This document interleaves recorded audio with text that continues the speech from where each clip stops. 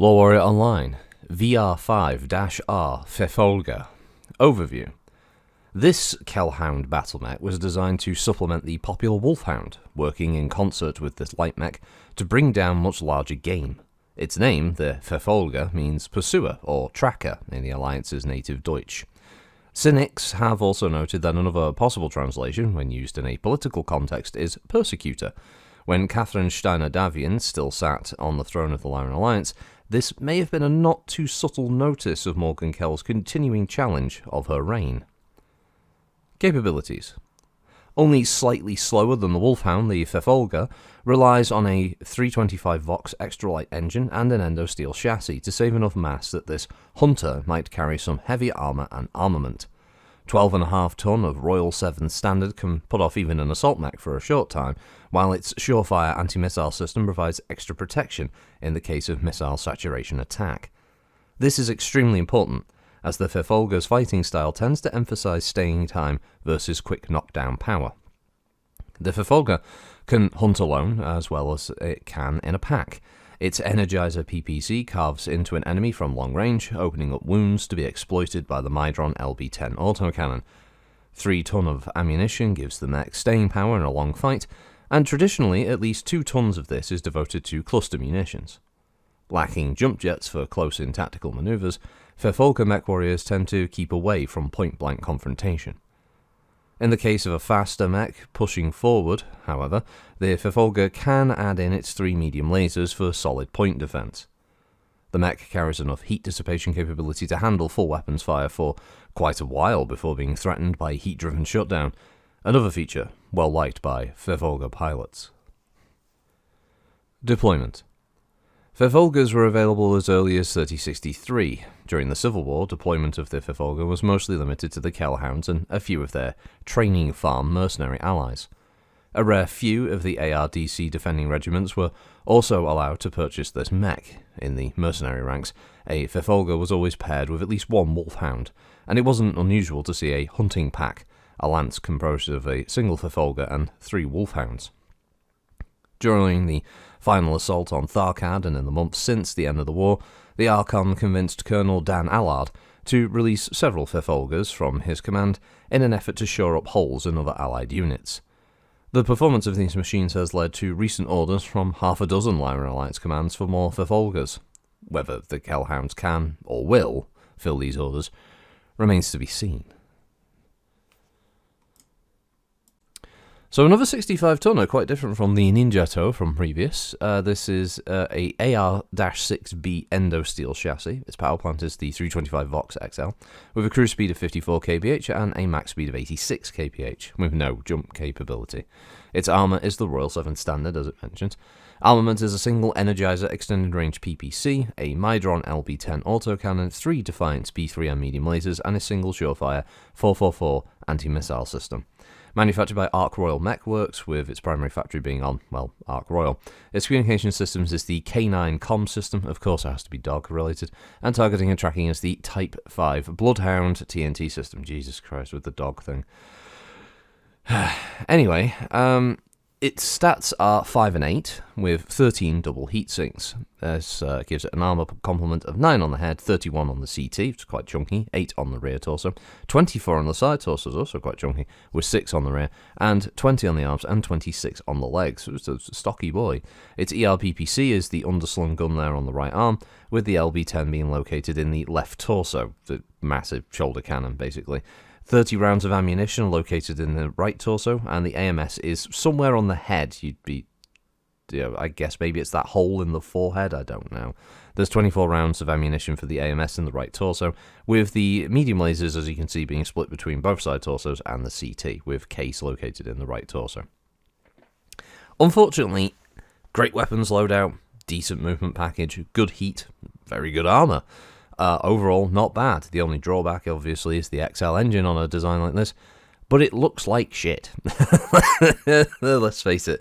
It's got it's got a really good write-up. The idea of it working with Wolfhounds, and it's built by the Kellhounds, and it's got some great tactics to it. The idea that it can sort of hold its own for a while against larger foes until support can sort of get into position.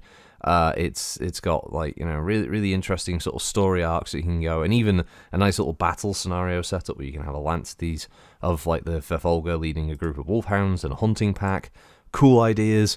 And then you see the image of it and you go, it looks kinda not good.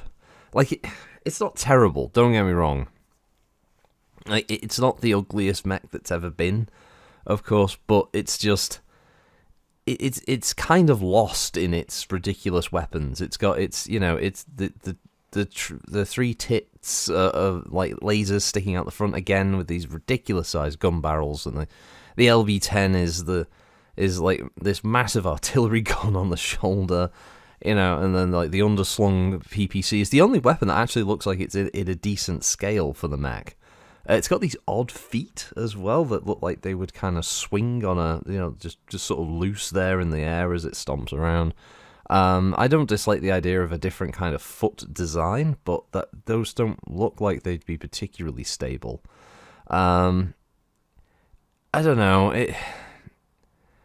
If you just ignored, I guess, the visuals and just focused on the actual like the stats and capabilities of the machine, it's a totally different story because it is very effective. It can engage at long range. It's got the LB-10 there to back it up when it needs it. It's got obviously 30 shots, so yeah, it's got 3 ton of ammunition with 1 ton of 10 of its shots are solid, and then the rest are all cluster. So it means that, you've got an easy capability of opening up a section of a mech and then just, switching over to cluster from then on to try and score critical hits.